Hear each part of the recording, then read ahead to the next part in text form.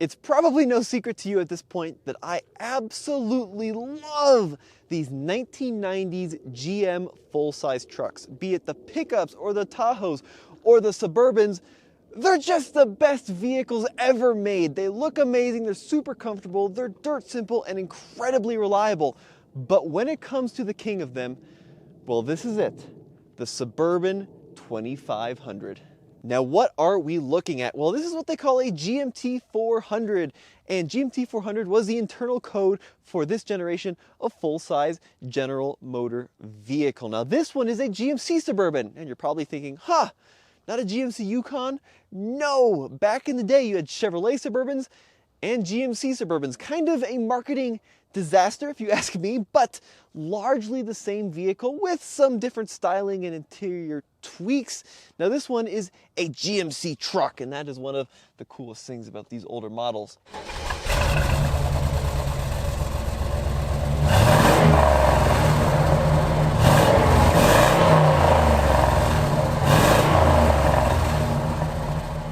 So Brendan, thanks for coming out and bringing by your Suburban today. Hey, yeah, I really appreciate it. So I know you bought this vehicle pretty recently, but what kind of drew you to this model of Suburban? You know, they're just kind of, they're hard to find. I've been looking for one of these old GMTs, and when I saw this 2500 pop up, I was just like, oh man, that is what I have to have.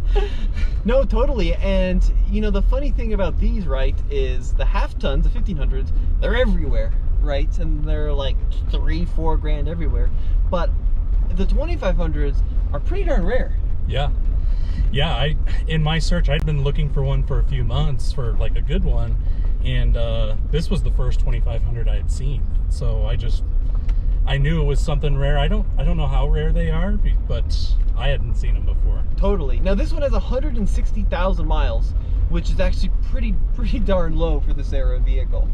Yeah, people would get these things and just drive the pants off of them because they were just a family hauler that hauled everything. And so when you do find these old Suburbans, they tend to have a ton of hard miles on them. Absolutely, yeah, and like a lot of them were used by construction companies even, right? Like, because they just have so much room. And it seemed like the 2500s were used harder than the 1500s, because the only reason you'd buy a 2500 is that you have a need for the towing or the hauling capability, or you were just like super into big block V8s, which is a very valid reason. Right? Who isn't? Now, this vehicle could have been had with a couple of engines. In this generation, there was the big block V8, and then there was also the 6.5 liter turbo diesel, but I think it was pre-Duramax back then. But the first thing that strikes you is just how comfortable this thing is. Absolutely. Yeah, they just don't build these seats like they used to. I've sat in some of the newer Suburbans, and these are definitely far more comfortable. Oh, they're fantastic. Now, stepping inside the Suburban, we see one of the most comfortable interiors of, I think, any era. This is a time gone by of when these vehicles were designed to be basically lazy boys on wheels that just make you poor from gas money, but will get you down the road in ultimate comfort. Now, let's talk about some of the really cool things on the inside. First of all, this is one of the few Suburbans of this era I've ever experienced that doesn't have the saggy door hinges. Very common issue with the hinge pins where they start to sag and then you really got to slam the door. But listen to this action as you close the door. Ooh, what a beauty! Really pretty good. Now this one does have the leather upholstery. This is an SLT trim. It's very common to see these get torn up over the decades. For some reason, the cloth holds up much better on these GMT 400s than the leather. But as you can see, this one is actually really quite nice, and the seats are just the best seats in the world. They really have pretty much no support from like a bolster standpoint, but they are just so incredibly comfy. Now this one is a 1996, so we do have some modern technologies, like we have a driver's side airbag, which is, you know, a good thing from a safety standpoint, although I don't believe we have a passenger side airbag. The interior, lots of plastic, but these GM plastics do hold up very well over time. So like the Rams of the era, we see these horrible cracked dashes. The GM trucks really did quite well. Gauges, super simple, easy to read. You got your tach, speedometer, oil pressure, fuel, battery, and then engine temp. And then of course you got the best feature of any on these older vehicles, which is the crotch vent. what an invention that General Motors did that really should make a comeback. But apart from that, pretty simple interior design. 2 high, 4 high, 4 low on this model. We do have an aftermarket radio deck there, not a huge deal, and then our AC panel down below that. Here we've got cup holders, so pull them out. We've got this little useless one and this slightly bigger useless one. That's where those live. And then if you actually want to keep your drinks, do it down here in the middle. You got this little cubby which lifts up, and there's like a little cup holder attachment that goes in there. This is a funny feature. I always get a kick out of this. This was meant to be a little notepad holster. Kind of funny. You can clip in notes right there, fold that back, and then this folds up from the side. Even the latch is here. That's pretty cool. And then that, pops back down. In the middle, 3 power outlets. Not 1, not 2, but 3.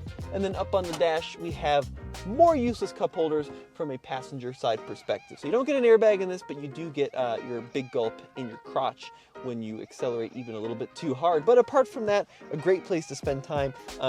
Power locks, power windows. They've got these big, like Dora the Explorer, my first window switches, where they're like these big, ridiculously chunky buttons. And then up top here, lots and lots of cool stuff. Airplane style lights, which you can turn on like that. Something out of like a Boeing 727. This is where your clicker goes for your garage. Very simple design. You Velcro it to the top here, and then you push in on that button that simply pushes in on the button on the clicker. And then we've got sunglass holder, and then this is your CD holder back here. All right, so that big block's got a lot of low end torque. And when you prod it, it goes pretty good. Yeah, it does. They pick up and move. I mean, considering you're essentially moving a house, right? No, absolutely true. And they also make a lot of grunts at, 1,500, 2,000, 2,500 RPM. So whereas a small block, if you're towing a trailer, you'd have to rev it out to 4,000, 5,000. This one, you can probably get the job done at a much lower rate. One thing I will notice is that the steering is considerably heavier than the 1500 Suburban I have. So that's got like super light steering. This one definitely is more of like a heavy duty steering. And even though it's very comfortable, I think the ride is a little bit stiffer just because it has to be able to tow 7,000 pounds, right? Yeah, I'm sure they had to beef up a lot to be able to do that. But still, it's got kind of a cool sound too. I mean, it's like a wave of torque. This only has a 4-speed automatic. So it's not like a modern car where it's like trying to shift to stay in the power range. Basically, you hit the throttle and then it just lugs itself until you get where you're trying to go, you know what I mean? Right. Now this right here is really what makes this Suburban so special, the 2,500 axles. So a standard Suburban 1500 will have a 6-lug setup. This has an 8-lug setup, and simply count the number of lugs. They also have like a slightly different hubcap design and wheel design. This one's got little Chevy hubcaps on here, but it really doesn't matter. It's an 8-lug design. And the idea was, right, so you're hauling heavy, you're towing heavy. Why leave the heavy hauling and heavy towing to the pickup truck? Why not be able to do that with your Suburban? Now, these vehicles are really, really, really popular with like fleets, cities, governments that needed to tow big trailers and haul a lot of weight. They went out and bought 2,500 Suburbans. So you see a lot of them in really basic configurations. They were also somewhat popular with people that had like big campers, horse trailers. I probably think that's what happened with this one, because this is kind of a glitzy one with some nice options on it. But this is probably the biggest differentiator between a 1/2 ton and a 3/4 ton, although not the only, because what's under the hood is something special as well. The GMC did have a different front end design than the Chevy, different grille look. I actually think the Chevys look a little bit better, but it's just a matter of preference. They all have the 4 stacked headlight design.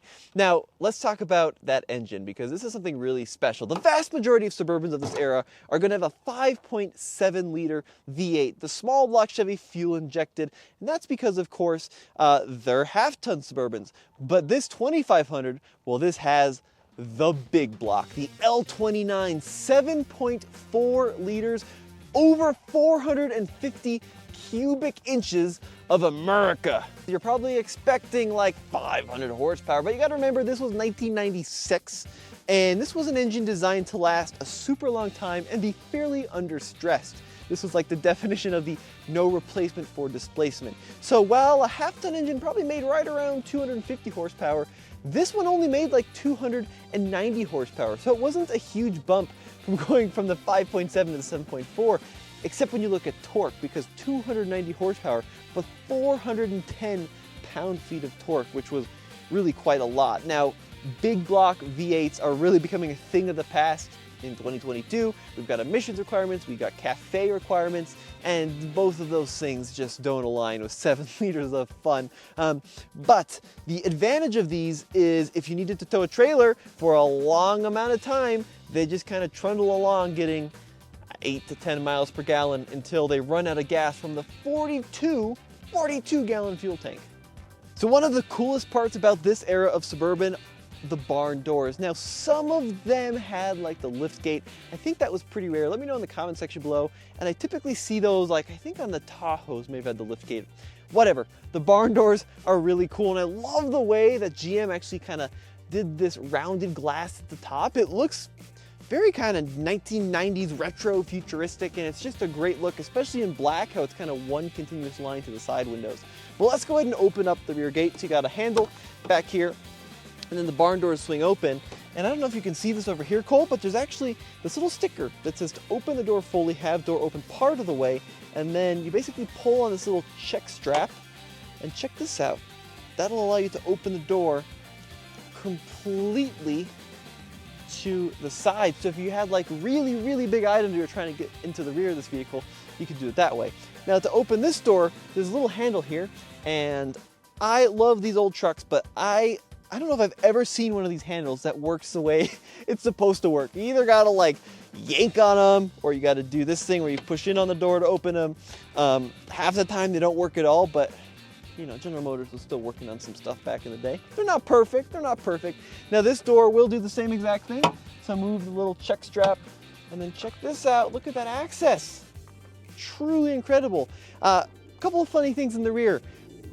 For some reason in the 1990s, they couldn't figure out, let's put the spare tire underneath. They always put them in the passenger bay. Jeeps did this, Ford did this for a long time, and General Motors did this. But just so you didn't have to stare at the spare tire, they gave it this like carpet condom thing to keep it tucked out of the way and nice and secure. Now, you'll notice that the amount of space in the back of this is truly insane, and this does have the third row installed. You can push in on this little lever, and you can fold it down, and then with this handle down here, you can actually remove it altogether. Super easy to take the seats out, but that's not the coolest thing the seats do. The coolest thing is actually in the second row. Now, when you fold the second row of seats in a Suburban, to do that, what you have to do is kind of lift up on the seat cushion first, and then you can fold down on the backrest. But of course, if you wanted a flat load area where you didn't have this hole for your feet for the third row, you can actually push a little switch and then fold down that little bridge. So now you have a perfectly flat load floor if you've got really long items to load up in here. But the rear seats of these Suburbans are awesome. They're really spacious for what they are. So even at 6'1", these seats can be all the way back, and you have plenty of legroom, lots and lots of headroom.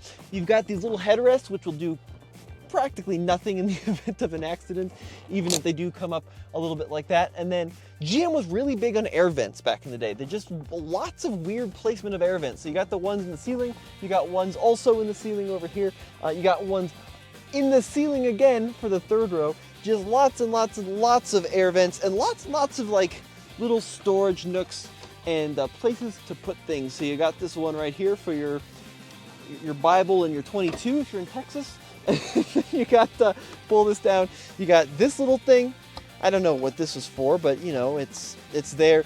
And then you got cup holders back here. So air vents and storage cubbies was definitely a General Motors trait 30 years ago. I really do think that this is a vehicle that is right on the cusp of blowing up in value. Yeah, I mean, there are so many of these off-roader type vehicles and hauling type vehicles that are just shooting up in value, like right now, like the Toyotas we're talking about, and they're just becoming unattainable for some people, whereas these are still at an attainable price. It may seem expensive to some getting, you know, an old SUV, but when you compare it to some of the similar off-roaders or towing vehicles of the same generation, these are pretty reasonable. And the thing is, for a long time, the collectible GM trucks were like the square bodies or the ones from the 70s. But now those have exploded in value, right? Yeah. And a good square body Suburban, a really good one's going to be 30 grand plus, 25 grand plus. This, in my opinion, is a sweet spot in the GM trucks because it's old enough where it looks cool. It's very boxy, and it's got the 4 headlights, and it's got the old school V8, so you got that old world charm. But then you've got like fuel injection, right? Yeah. And you got airbags, and you got real brakes and real gauges, and that really is appealing to a lot of folks. Absolutely. Well, Brendan, thank you so much for bringing this Suburban down. My pleasure. Thank you for letting me drive it. It drives, well, it drives as good as it looks, doesn't it? Yeah. It's really good. And we'll stay in touch. Sounds so good. Brendan had that really cool Voyager, and he is like the go-to guy now for these cool, like, retro, vintage 80s and 90s vehicles. So Yeah, trying to see what I can find out there. stay on the hunt, buddy. Okay. Now, overall, I mean, you can't really go wrong with the 1500 Suburban, and then you give it bigger axles and a bigger engine, and it just makes everything that much better. Now, if you want to own this exact Suburban, Brendan's actually going to be selling it. I'll be sure to post a link when it goes live here, fairly soon, and you can check it out. But, I just love it. I mean, downsides, the fuel economy is terrible. But apart from that, if you, even in modern era, if you had a little trailer you wanted to tow, if you had a lot of kids, it's hard to beat the luxurious plushness of the 96 Suburban 2500. Only downside is they are really pretty hard to find now because they were used up and thrown away. And unfortunately, prices are getting a little expensive on them because people are figuring it out. And I'm realizing now that I am not helping that cause. Let me know what you guys think in the comment section below. As always, a huge thanks to Brendan for bringing out this magnificent beast of a Suburban. And we'll see you on the next Classics video.